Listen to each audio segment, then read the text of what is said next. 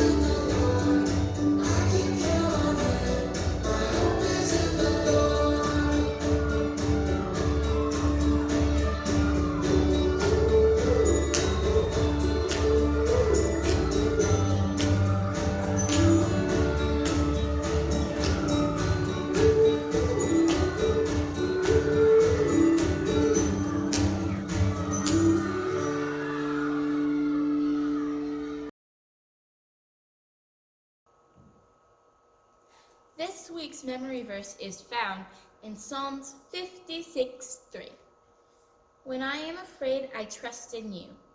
This verse means when you're scared, afraid, or don't know what to do when times get scary, just ask God for protection and for comfort.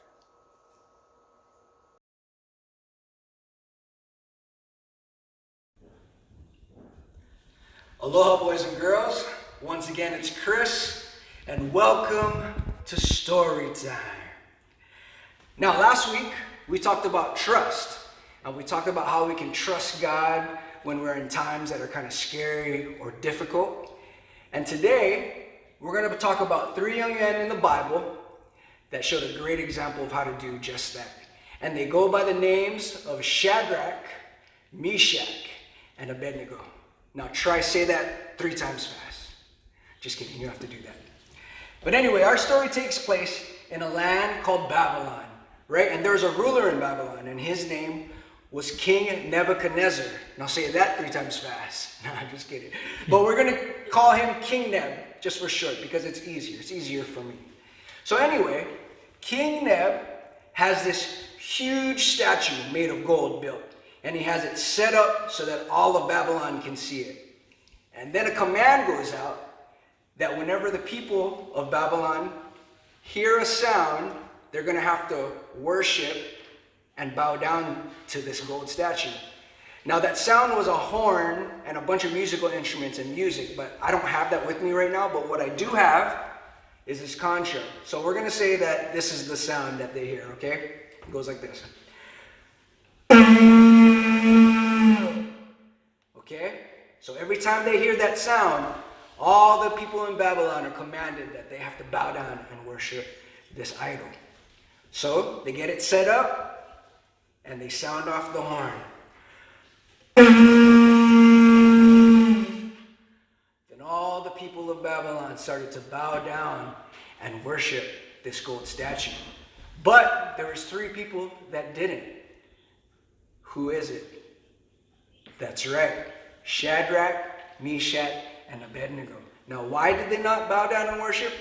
Because they obey and they serve God. And they were obeying God's commands, not to serve other gods and not to worship idols. So now some government officials found out what they were doing, and they were haters, right? So they went to go snitch to King Neb that Shadrach, Meshach, and Abednego weren't obeying.